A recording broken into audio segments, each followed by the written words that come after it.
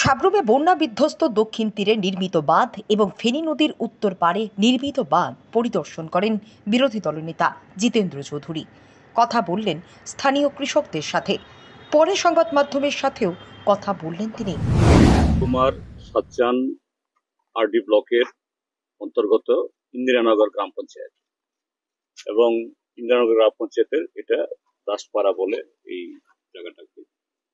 এটার ডান দিকে হলো ফেনী নদী, যেটা আমাদের এই প্রাকৃতিক সীমানা বাংলাদেশের সাথে, আর বাম দিকে হলো এটা বরখলা বলে, এবং ওদিকেও আরেকটা নদী এসছে আমাদের মনু নদী।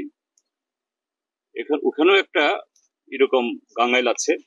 এটা একটা গাঙ্গাইল যেটা হয়েছে তৃতীয় বামফ্রন্ট সরকার, অর্থাৎ 1982 থেকে 1988 সময়।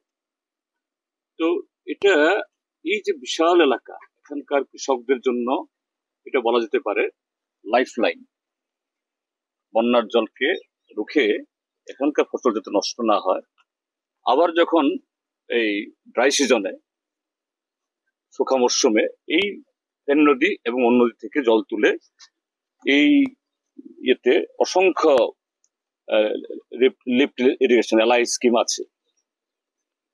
এবারের এই অতিবৃষ্টিতে, অতিবর্ষণে এদিকে বাম দিকে মনু নদী, এটাও ফুলের মানে জলস্তর অনেক বেড়েছিল, এবং এখানে ফেনী নদী। তো আমরা এখানে দাঁড়িয়ে আছি, এই যে দেখছেন এটা ফেনী নদীর জল, এটা ভেঙে এটা আমাদের মানে ইন্ডিয়ার সাইডে এই বরখলা দিকে ঢুকেছে।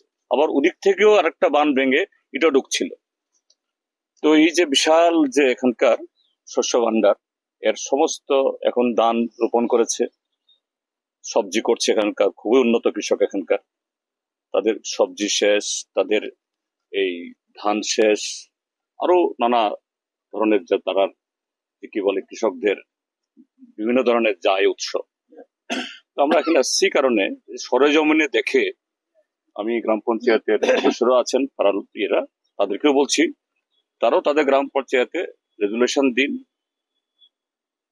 আমিও এলাকার বিধায়ক হিসাবে বা জনপ্রতিনিধি হিসাবে সংশ্লিষ্ট দপ্তরে এবং সরকারের কাছে সেরকম ভাবে জোরালো আবেদন রাখবো। এখানে এসে যে উপলব্ধি হয়েছে, দীর্ঘদিনের বান সেই 82-83 সালে হয়েছে, প্রায় আজ থেকে 50 বছর আগে। কিন্তু এই সময়তে স্বাভাবিকভাবেই এই আর্দেন বান, মাটির বান নষ্ট তো হবেই। আবার ইঁদুরের গর্ত তত্ত্ব, শস্য ভান্ডার থাকলে ইঁদুর তো আসবেই।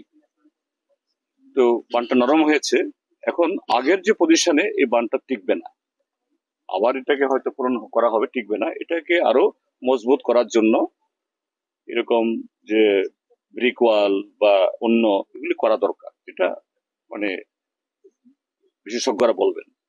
তো এটা সরজমিনে দেখে যদি বলতেও আমার সুবিধা হবে, এবং এখানকার জনগণকেও বলছি আপনারাও আওয়াজ তুলুন, তাহলে আমাদের সুবিধা হবে। একসাথে আমরা কথা বলে, এটা শুধু বরখলা লোকের জন্য না, আমাদের দক্ষিণ ভারত, এই ত্রিপুরা রাজ্যের দক্ষিণ ত্রিপুরার অন্যতম শস্য ভান্ডার। এখানে যদি শস্য না হয়, তাহলে গোটা ত্রিপুরা রাজ্যের আগামী দিন খাদ্য সংকট আরো হবে। এই জন্য এখানে এসেছি সে তাগিদ থেকে।